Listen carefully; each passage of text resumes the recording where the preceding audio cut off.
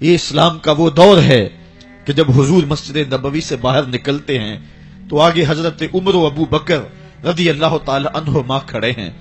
چہرے کے اوپر عجیب اداسی ہے. کہا عمر ابو بکر اس وقت کیوں کھڑے ہو؟ عرض کی حضور بھوک نے گھر میں ٹکنے نہیں دیا.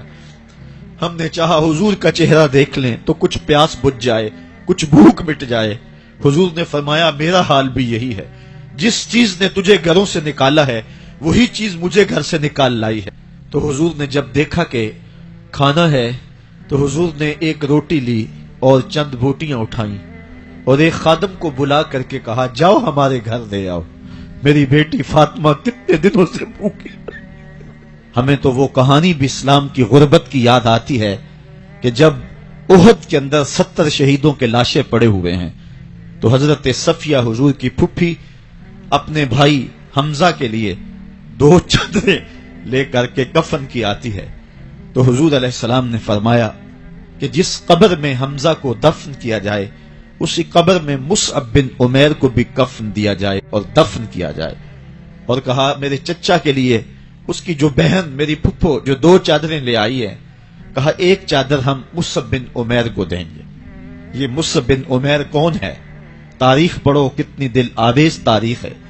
مکے میں ایک امیر ترین خاتون ہے جس کے بیٹے کا نام مصعب ہے، اور وہ اپنے بیٹے کو اتنا خوبصورت لباس پہناتی ہے اور اتنے خوبصورت خوشبو اور عطر اس کو لگاتی ہے کہ مصعب بن عمیر جن گلیوں سے گزرتے تھے دیر تک وہ گلیاں مہکتی رہتی تھی. لوگ کہتے تھے یہاں سے مصعب گزر کے گیا ہوگا اس لیے یہ گلیاں مہک رہی ہیں. اچھا پھر مصعب پہ نظر پڑتی ہے میرے محمد عربی کی، تو مصعب بن عمیر حضور کی زلفوں کا اسیر ہو جاتا ہے. ماں کافرہ ہے، جب پتہ چلتا ہے تو اس کا لباس بھی چھین لیتی ہے، سہولتیں اور آسودگیاں بھی واپس لے لیتی ہے. پھر وہ وقت بھی آیا کہ مصعب بن عمیر حبشہ کی جانب ہجرت کر جاتے ہیں.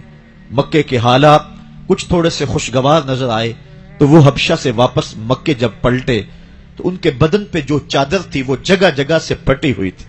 میرے آقا کریم علیہ السلام نے دیکھا تو حضور کی آنکھوں میں آنسو ٹپکنے لگے.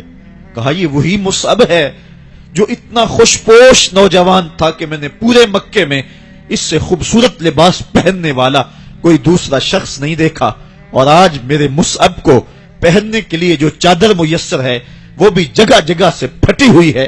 یہ اسلام کی غربت کی کہانی ہے. اور آج احد میں یہی مصعب بن عمیر شہید ہو جاتے ہیں اور ان کے لیے کفن بھی دستیاب نہیں ہے. حضور نے کہا جو میرے چچا کے لیے 2 چادریں لائی ہیں ان میں سے ایک کا کفن مصعب کو دے دو نا، اور دوسری چادر سے کفن میرے چچا کو دے دیا جائے. اچھا حضرت مصعب کے لیے بڑی چادر رکھ دی گئی اور حضرت امیر حمزہ کے لیے جو چادر تھی وہ چھوٹی تھی. اگر سر ڈھانپتے تھے تو پاؤں ننگے ہو جاتے، اگر پاؤں ڈھانپتے تھے تو سر ننگا ہو جاتا. حضور نے فرمایا میرے چچا کا سر ڈھانپ دو اور پاؤں کے اوپر ازخر نامی گھاس ڈال دو. میں یہ اسلام کی غربت کی کہانی تمہیں سنا رہا ہوں. جب میرے رسول کے چچا کے لیے پورے کفن کا ٹکڑا بھی دستیاب نہیں تھا، اسلام اس وقت بھی عزت پا گیا تھا، اسلام اس وقت بھی ذلیل نہیں تھا، اسلام اس وقت بھی سربلند تھا، اور اسلام اس وقت بھی عزتوں کی مسند پہ تھا. یہ اسلام کا وہ دور ہے کہ جب حضور مسجد نبوی سے باہر نکلتے ہیں تو آگے حضرت عمر و ابو بکر رضی اللہ تعالی عنہما کھڑے ہیں. چہرے کے اوپر عجیب اداسی ہے. کہا عمر ابو بکر اس وقت کیوں کھڑے ہو؟ عرض کی حضور بھوک نے گھر میں ٹکنے نہیں دیا. ہم نے چاہا حضور کا چہرہ دیکھ لیں تو کچھ پیاس بجھ جائے، کچھ بھوک مٹ جائے. حضور نے فرمایا میرا حال بھی یہی ہے. جس چیز نے تجھے گھروں سے نکالا ہے وہی چیز مجھے گھر سے نکال لائی ہے. چلتے ہوئے حضرت ابو ایوب انصاری کے گھر کے قریب سے گزرے.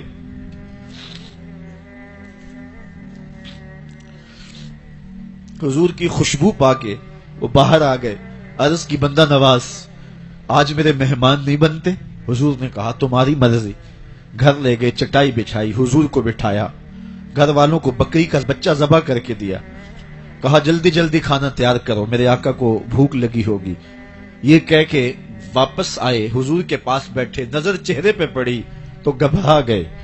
نکاحت کے آثار اتنے واضح تھے کہ سمجھ آ رہی تھی کتنے دنوں سے حضور نے کچھ نہیں کھایا. اٹھ کے باغ میں چلے گئے، کھجوروں کا خوشہ توڑا، حضور کے سامنے رکھا، کہا بندہ نواز جب تک کھانا تیار نہیں ہوتا یہ کھجوریں تناول فرمائیں. تھوڑی دیر کے بعد کھانا دسترخوان پہ لگ گیا. حضور سے عرض کی گئی حضور آئیں کھانا تناول کر لیں. حضور نے دسترخوان پر تشریف فرما ہو کر کے حضور نے کپڑا اٹھایا تو حضور نے جب دیکھا کہ کھانا ہے تو حضور نے ایک روٹی لی اور چند بوٹیاں اٹھائیں اور ایک خادم کو بلا کر کے کہا جاؤ ہمارے گھر دے آؤ، میری بیٹی فاطمہ کتنے دنوں سے بھوکی.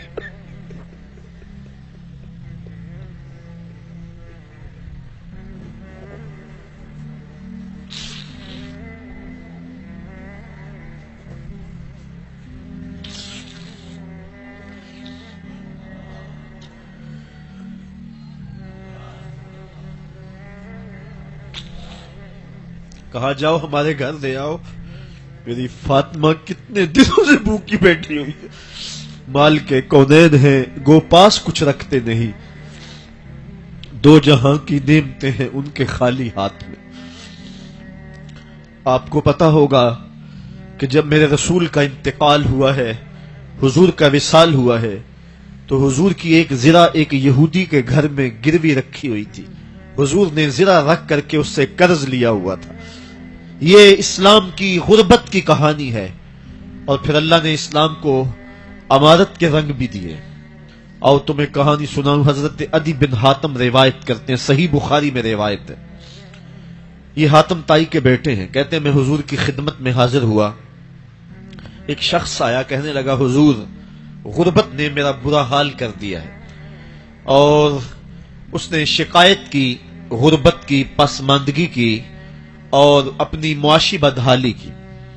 پھر ایک شخص آیا کہنے لگا حضور میرے پاس دولت تو ہے لیکن میں نے جس منزل پہ جانا ہے راستہ پر خطر ہے، تو میرے لیے کیا حکم ہے کہ میں کیسے راستہ طے کروں.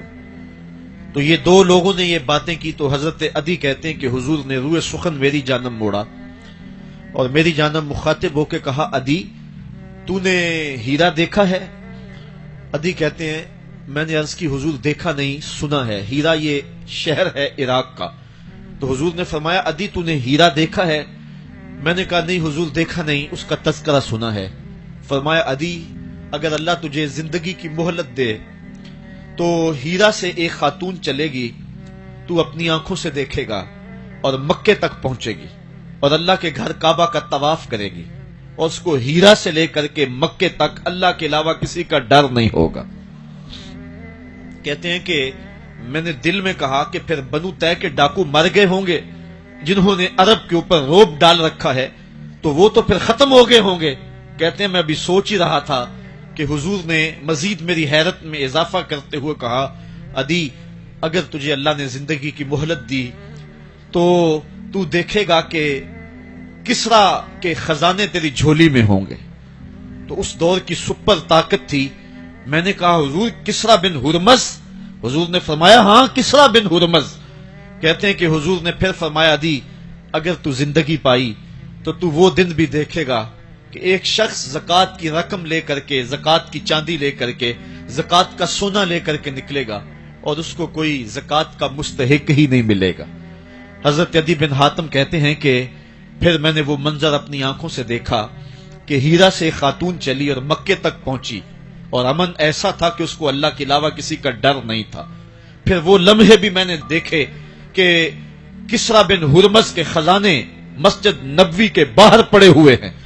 تو کہتے ہیں تیسری چیز میں دیکھ نہ سکا اور میں نے لوگوں کو کہا کہ یہ میں تو نہیں دیکھ سکا، میری شاید زندگی وفا نہ کرے، اور اگر تمہاری زندگی وفا کرے تو تم دیکھنا میرے آقا نے جو فرمایا تو دو باتیں تو پوری ہو گئی ہیں اور تیسری بات تم دیکھ لو گے. حضرت یحییٰ بن سعید فرماتے ہیں کہ حضرت عمر بن عبد العزیز کا زمانہ تھا اور انہوں نے مجھے افریقہ کی جانب زکوٰۃ وصول کرنے کے لیے بھیجا. میں وہاں سے زکوٰۃ وصول کی اور پھر میں زکوٰۃ لینے والے مستحقین کو ڈھونڈنے لگا تو کہتے ہیں مجھے کوئی مستحق نہ ملا. پھر میں غلام پکڑتا اور اس کے پیسے دے کے اس کو آزاد کرواتا چلا جاتا. حضرت عمر بن عبد العزیز کا زمانہ ہے کہ گورنر ہے عراق کا. وہ حضرت عمر بن عبدالعزیز کو لکھتا ہے کہ اتنی رقم ہے، اس کا کیا کرنا ہے؟ تو عمر بن عبدالعزیز کہتے ہیں رقم لے کے یہاں نہ آنا، وہاں عراق کے لوگوں میں بانٹ دو، جو زکوٰۃ کے مستحق ہیں ان کو تقسیم کر دو۔ تو گورنر لکھتا ہے جو مستحق ہے ان کو دے دی، اب کوئی مستحق نہیں رہا تو میں کیا کروں؟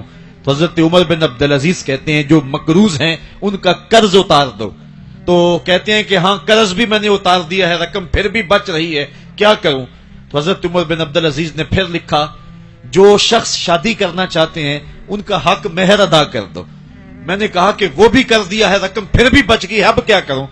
تو حضرت عمر بن عبدالعزیز نے مجھے لکھا کہ جو غیر مسلم ہیں جنہوں نے ٹیکس دیا ہوا ہے، جتنا ٹیکس دیا ہے اس سے دگنے پیسے ان کو قرضے میں دے دو، اور ان کو کہو جاؤ اس کا کاروبار کرو، کھیتی باڑی کرو، اور ساتھ انہیں یہ بھی کہہ دینا قرض کی فکر نہ کرنا اور زیادہ اس میں پریشان نہ ہونا، جب دے سکو گے دے دینا۔ یہ دور بھی پھر اسلام نے دیکھا اور یہ گھڑیاں بھی دیکھی، جب چتھڑے پہنے ہوئے تھے، جب پیوند لگے لباس پہنے تھے، جب پیٹ میں ڈالنے کے لقمہ بھی نہیں تھا، اللہ کا دین اس وقت بھی غالب تھا، اور جب گلیوں کے اندر ریشم بکھرا ہوا ہوتا تھا کوئی اٹھانے والا نہیں تھا، دین اس وقت بھی غالب تھا۔ دین کا غالب ہونا یا نہ ہونا اس کا تعلق جو ہے وہ مال و دولت سے نہیں ہے۔ اقبال